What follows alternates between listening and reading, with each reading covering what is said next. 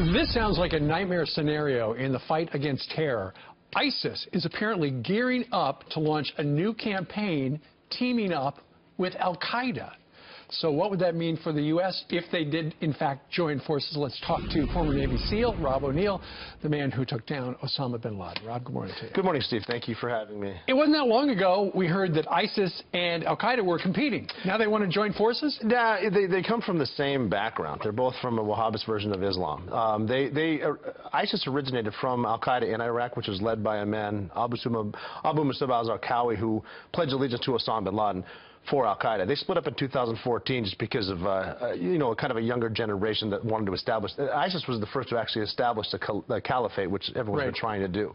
But in the last couple of years, the United States has helped them shrink the caliphate. Now they got nowhere to go. Now that ISIS has been they're being hit on both sides by Shia-backed Iraqi government, a lot of the Kurds, even some of the Turks. They're getting hit on all sides. They're losing a lot of ground. So now it wouldn't hurt them to almost reunite with Al-Qaeda just because they need something, because they're getting the squeeze right now. It doesn't surprise you, does it? Not at all. No. Like I said, they come from the same background, the same ideology, and even a lot of emirs and mullahs, even as far as Pakistan, are saying what they need is jihad, and they can't have jihad without unity. And they're going to realize, once the stronger coalition, you're seeing under President Trump a coalition with the Jordanians, some of the Saudis, hopefully some of the Emiratis and all that stuff.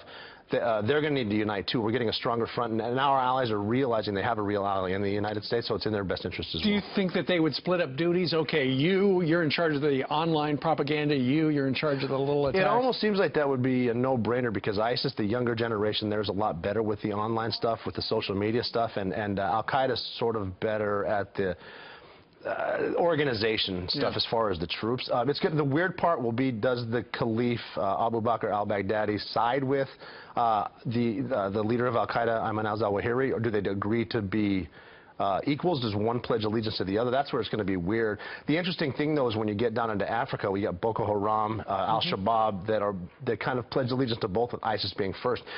It's going to make them stronger there. Not necessarily.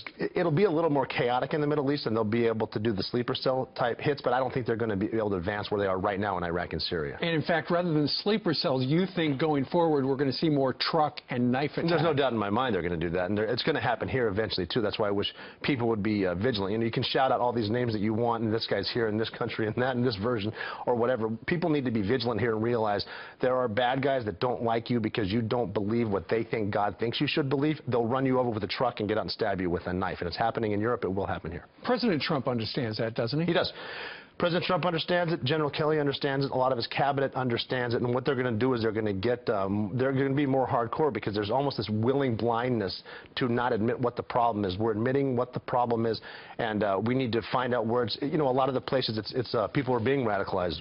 Where are the mosques that are preaching hate? Sure. Where are the prisons that are preaching hate? A lot of people get radicalized in prison. We saw this guy yesterday in Fresno. He killed 3 people. It was a hate crime, obviously. He did yell, Allahu Akbar, God is greater, just because that's something that you can do. He was radicalized Muslim. Yeah. Was he an ISIS soldier? They're going to say he was. But that's the dangerous kind of stuff that's happening right now. Where are these people learning it, and why? Again, it's not the weapon. It's not the gun. It can be the truck. It can be the gun. It can be the knife. It's the ideology. It's the bad person. It's the evil intent. Where are they learning it? How do we stop it? Sure. And now they may be joining forces. Rob, thank you very much for joining us live. Thanks for having me, Steve. Appreciate it, sir.